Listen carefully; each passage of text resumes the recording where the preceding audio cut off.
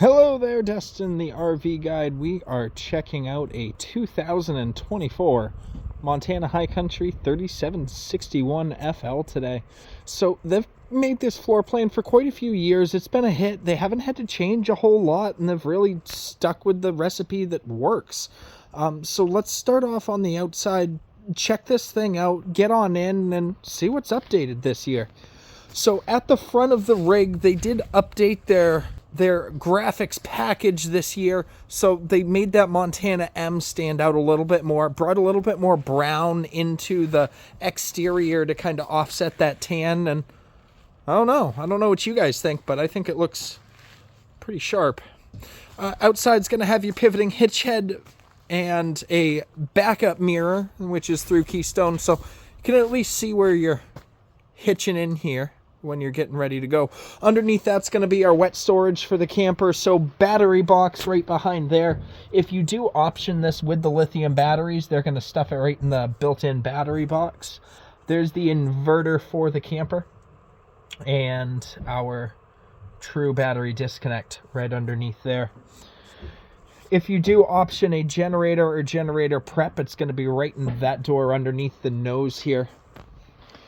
One change for 2024 that they did was they did change out the automatic leveling. They're still going with a Lippert. What they're doing with it, they increase the size of those jack pads, and they drop significantly faster than the old Lippert jacks did. Montanas will have two 30-pound LP tanks one on the door side, one on the off-door side. Automatic changeover on that. Then right underneath, make sure you watch your head with this door side slide on these front livings here. I've smacked my head on them more than once. Pass-through is going to be all right on it. You're short. You lose quite a bit of pass-through storage just with the way that the kitchen's oriented, and this being towards the middle here. You lose some space, but they make up for it in the back, which we'll get to in a second. 4-step above entry here, so that's actually on a hydraulic strut too, so weightless essentially. Towards the back of the coach, you're going to have your power awnings. One goes over the slide out, so you're going to lose a little bit of depth from it there. The other one isn't in the way of anything, and you get the back part of the coach covered, which leads us to our outdoor storage.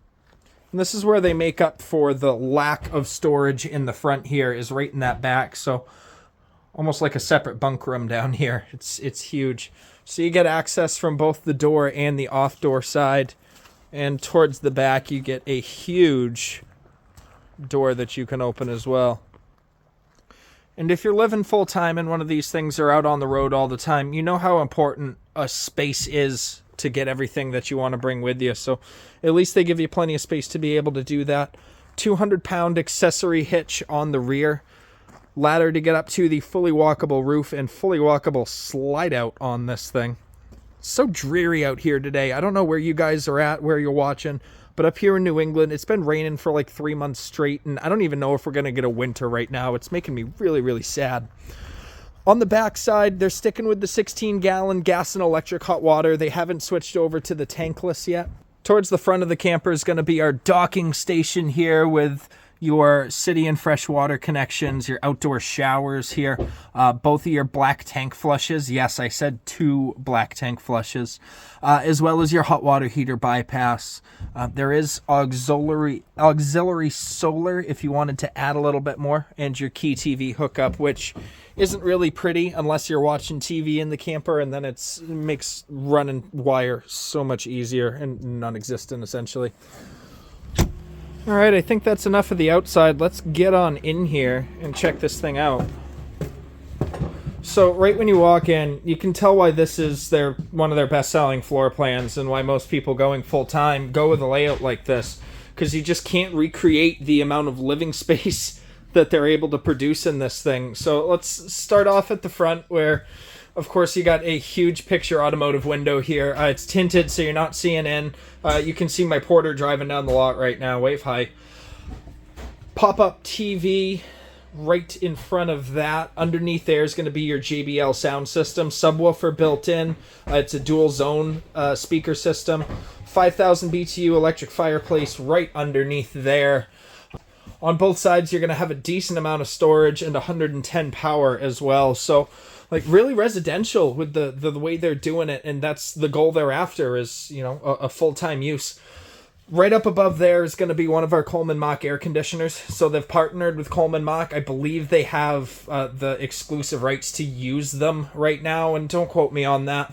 But very quiet, very efficient on your AC. It's prepped to take 3 ACs in this thing, if you wanted to. I'm looking at one of our 80-inch sofas, which is right across from our second 80-inch sofa. Both of these will flip out to a bed, which gives a decent amount of sleeping space. It's enough for a couple of people, which right past that, we're going to see our theater seating right opposed from the TV. So good sleeping space. And it, again, I'm going to keep saying residential in this video, but it feels residential in here. You got plenty of space to walk around. Even with both of these out, you would still be able to walk to the front here and get to the fireplace and everything. So maybe not a bunkhouse, but you can still sleep a lot of people in here.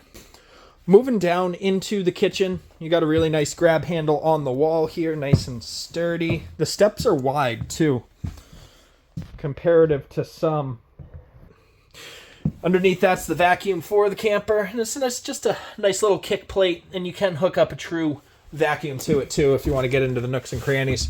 There's your control panel for the camper, which is pretty standard. Montana's nice and easy with it. No fancy touchscreen or anything. Traditional switches, nice and easy to run.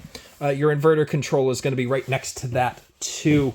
And let's get into the kitchen here. So I think they've done well. They did a new fridge this year. So huge double door fridge with plenty of freezer space underneath there too. So lots of storage here. Really nice little coffee bar that they give you. I like the backsplash. Little kitchen TV area if you wanted to. And then a good amount of storage underneath here as well. One thing they did this year, all of our cabinet drawers will be soft close drawers. Nice residential cabinetry on here. I can actually get my hand around it. 3-burner cooktop with a Furion oven right underneath there. They give you the pots and pans drawer. 1-bay metal sink with the residential faucet here. The table they're going to put on a door side slide, which is kind of cool because while you're sitting here, you're going to have panoramic windows on your campsite, which is really nice. This does have a leaf on it, and a couple extra chairs come with it, so you can seat 4 at this table here too. And it makes for a nice workspace. The kitchen has ample amounts of storage in it. You're going to have 4 pull-out drawers right here. Also included is a nice little half bath. A little bit of storage up top there. A little single bay sink. And a decent amount of space for the commode so you're not knocking your knees into stuff. A little bit of pantry space towards the back of the kitchen here. Again, all soft closed drawers. And as we walk towards the back of the camper over that basement storage, you'll see the master suite where you have a king-size bed, which is going to be standard. You can option a queen-size bed if you want a little bit more walk-around space. You're going to see the second of the air conditioners right back here. This is ducted into the air conditioning system too, so it's not just going to be dumping out right here. Your washer-dryer prep is going to be right here, right behind door number 1 and 2. Plenty of space for a washer-dryer, good wardrobe space too. You have a TV already in the master bedroom. Plenty of storage right underneath that TV. And a little bit more to the corner here. Master bathroom in the back. I'm happy that they've done away with the bowl sinks. They've gone back with a nice metal, simple to use sink. His and hers vanity here with a good amount of storage in the back. And look at what they did to their showers. So we have a huge shower here with the rainfall shower head up top. And then just blowing me away, the teak seat. Really nice on their master suite in the back here. So really, if you're looking for a full-time fifth wheel rig, I can't steer you wrong into checking out a floor plan like this.